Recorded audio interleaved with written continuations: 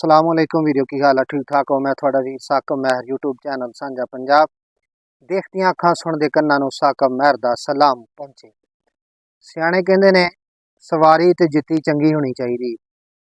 मैं कहना सियाणियां तो गल ठीक की थी, पर इत्थे हुण पता की गल बनी है। इत्थे जुत्ती चंगी रख लो तो मसीते कोई नहीं छड्डदा, सवारी चंगी रख लो तो मंगण वाला कोई नहीं छड्डदा। गल इदां हो गई है भी ये ना हुण घर दे अंदर सब तो छोटी सवारी यही है कि मोटरसाइकिल ही है बंदे को। मैं कहना कि मोटरसाइकिल भी बंदे ने चंगा रखा हो तो मंगण वाले नहीं जान छड्डदे। इधरों आई फलाने दई ऐनू जाना, इधरों आई फलाने ऐनू जाना, तुहाडे को अपनी है नहीं। वो जरा वो अंदरों हुण कड्ढनी पैनी है, तुहाडी बाहर सी वो अंदर की सील बंद करके रखी है डब्बे च, वो कड्ढनी नहीं है, वो बाहर कड्ढनी नहीं लिआंदी। वो काहदे लई लई गई है, वो सिर्फ सजावट लई है। ਉਹਨੂੰ बाहर कड्डो, ਉਹਨੂੰ हवा लवाओ, ਉਹਨੂੰ पता लगे भी मैं आई हाँ इत्थे, मैनू वरतिया जांदा है।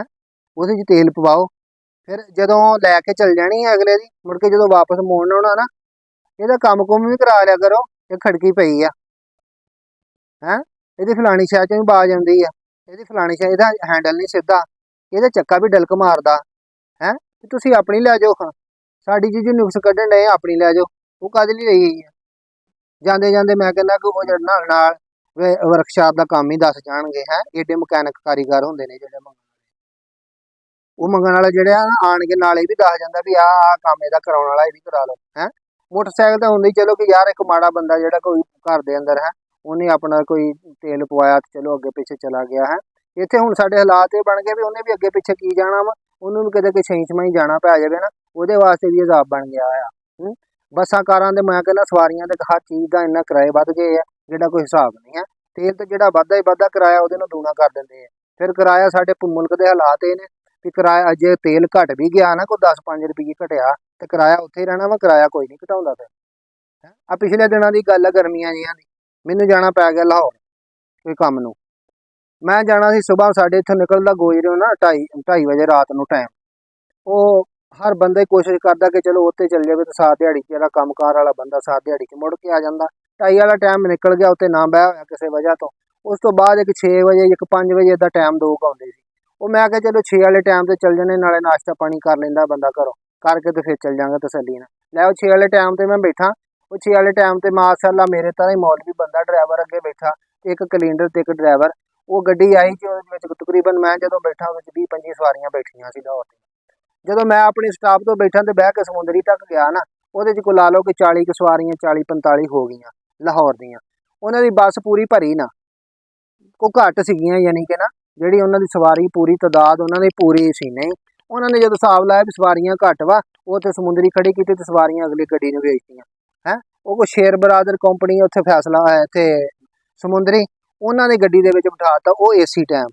अच्छा इन्हों ने किराया इत्थों कितना लै लिया साडे कोलों गोजरे का ही, गोजरे तो समुंदरी का, गोजरे तो लाहौर का किराया लिया इन्होंने 750 रुपया एक सवारी के कोलों।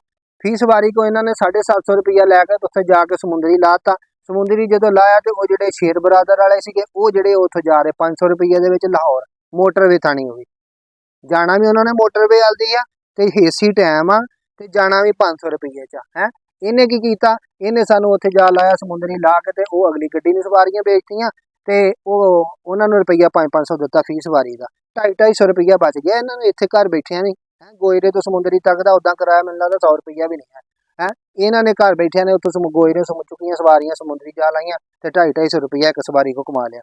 40 सवारियां ने हुण तुसीं आपे जरब दे लो भी किन्ने बन गए हैं।